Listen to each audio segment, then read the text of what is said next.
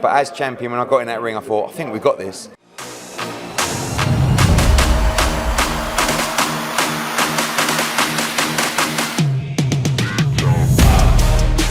Hey Fight fans, it's Michelle Joy Phelps with Title Sports Network, and I'm joined now with the one and only Eddie Hearn. Eddie, busy man, I'll make this quick and snappy for you. Obviously not the result that you guys wanted tonight, but it was a closer fight than I think that the judges gave it. Would you agree? Yeah, I did actually thought I heard 116, 112 twice and 115, 113, but I believe it was 115, 113 twice. It's not a robbery. Like, it was a close fight, but as champion, I thought he won 115, 113, Madrimov. But as champion, when I got in that ring, I thought, I think we've got this. And when they just read out like no split, and it's just like, fuck's sake, like surely one of you three saw us winning the fight. And you know, one of the judges gave Crawford the last 4 rounds. The same judge gave Crawford the first 4 rounds.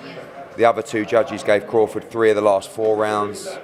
You know, and they know it was a close fight, whether they say it was or not. I saw their reactions. I was in their corner the whole fight. He came out like a train in the 12th because he knew he had to win the last round.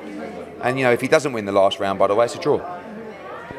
Do you think that we'll actually see a Canelo versus Terence Crawford fight? I don't think so. I think that it's much too much weight for Terence. You know, the style was difficult. And, you know, people will say it was a poor performance from Terence, but let's just say it was a great performance from Madrimov. You know, I think 168 is much too big for Terence. But like he said, if the money's right, he'll fight.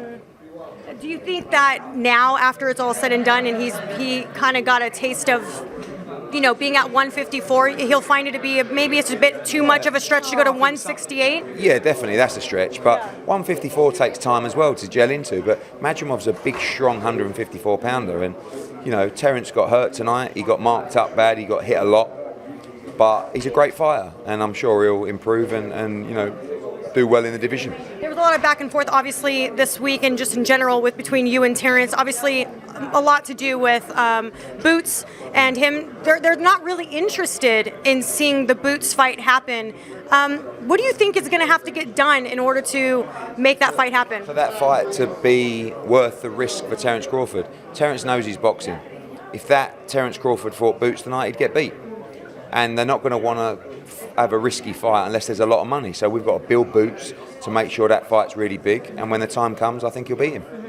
Canelo, Berlanga, you just mentioned to somebody you're not going to be at the... Yeah, I will be at the presser in New York. There's 2 legs, but not going there and back. So for a while there, it seemed like the rumor was that it was going to be Chris Eubank Jr. Do you know kind of where that kind of came in? That was probably a little bit of a pawn in the Berlanga negotiations. Sometimes you throw in a little red herring. But we're delighted to get the deal done. You know, it's a massive opportunity. Keith Connolly and myself and the team did a great job to deliver for Edgar. And looking forward to September 14th. And tonight, aside from the main event, which fight would you say was the most exciting for you to watch? For me, Bakoli Anderson, like I said. You know, I love Valenzuela Pitbull as well. I was really pleased for Rio. But for me, I really felt Bakoli would win that fight. You know, it was a very brave bit of matchmaking for a 24-year-old kid. But fair play to him. Jared Anderson's a great fighter. He'll be back. But big win for Martin Bakoli. And I felt like Jarrell Miller won that fight comfortably as well. And it was a draw. So, you know, there you go. All right. Well, thank you so much for your time. I appreciate it. And we'll catch up with you in London. Thank you. See you soon. Bye-bye, fans.